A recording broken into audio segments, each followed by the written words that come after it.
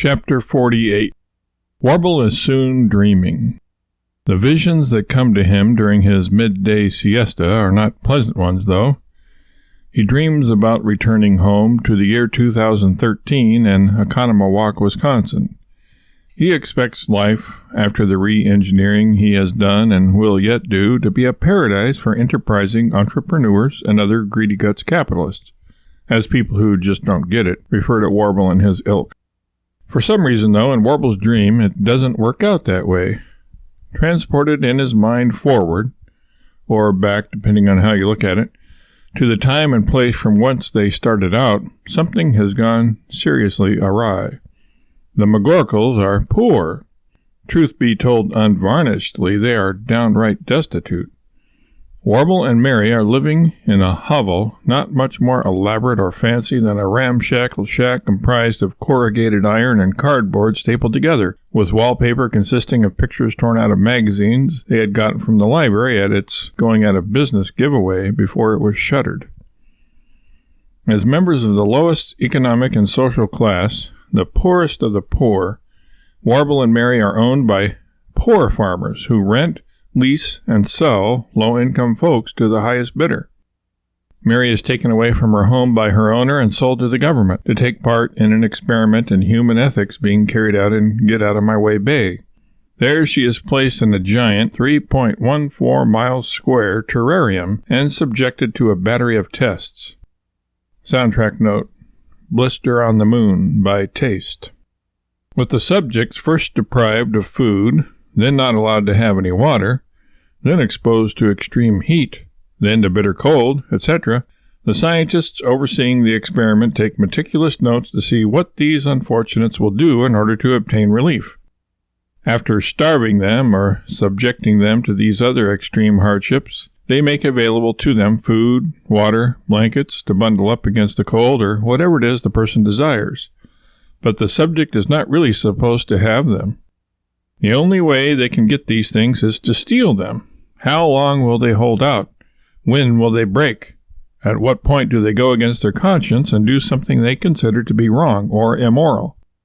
For example, how long will Mary, who is being tested with a combination of extreme heat and fluid deprivation, last until she, in her parched condition, attempts to steal a bottle of water?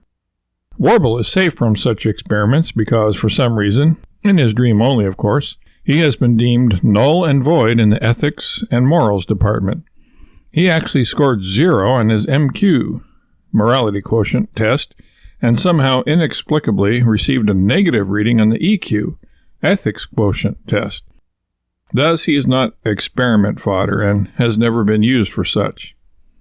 Mary, though, is a different matter altogether. In a move of opportunistic efficiency and marketing brilliance, the government has directly taken over control of this research into human behavior. The experiments actually pay for themselves. The government taxes the people, particularly the poor, since they are the ones who take part in the experiments and thus are the ones who benefit by them.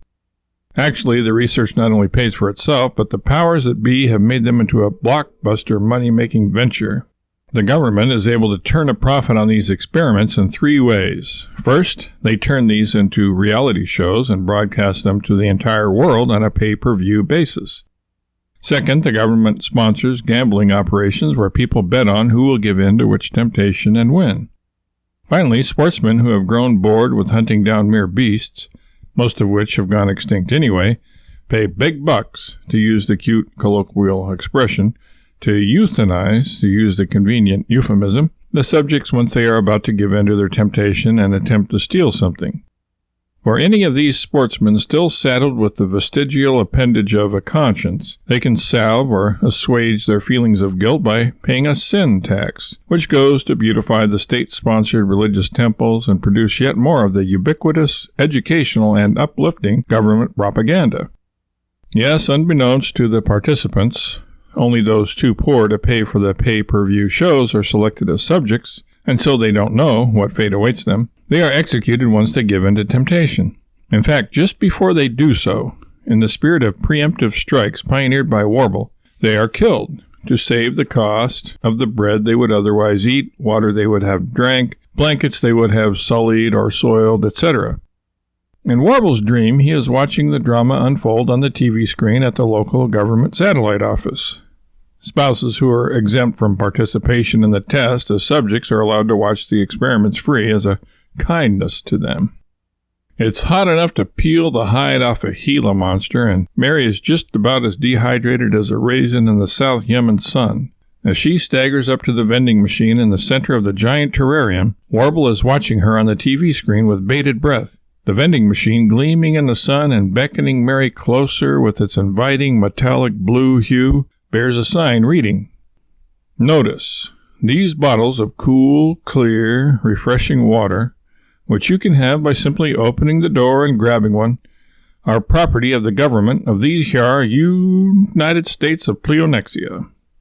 You are on the honor system.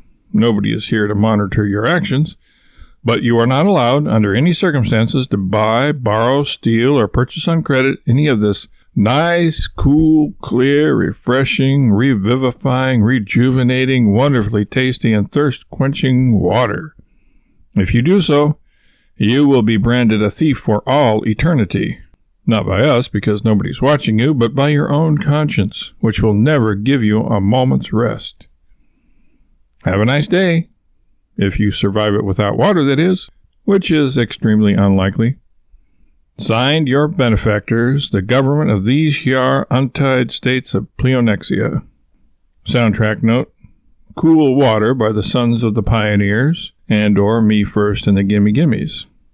The scientists conducting the experiments assert that the claims that the subjects aren't being observed is a necessary fabrication to preserve the integrity and accuracy of the tests. Warble's eyes are glued to the screen. He sees Mary hesitate. He also sees 4 snipers, euthanizing sportsmen to use the preferred terminology, raise their rifles and center her in their sights. Warble sees each sniper in a separate window in each corner of his television screen. Warble is frantic. He doesn't know what he can do to save Mary. He can't bear to watch the scene, but he is mesmerized by it all the same. He begins to sweat and hyperventilate. Back in the real world, outside of Warble's dream that is, his wife and employees notice that Warble's formerly peaceful slumber has apparently morphed into a nightmare. Warble is whining pitifully, sounding something like a police siren stuck on its high note. In other words, it's a monotonic rather than undulating sort of whine, pretty much what an alto bagpipes drone note would sound like, and flailing his arms and legs in every direction. Nobody dares get near him lest they be kicked black and blue and clawed to ribbons. It's been a while since their sandal-bedecked boss has clipped his finger and toenails. Meanwhile, Jacques and Marianne go up the hill to fetch a pail of water.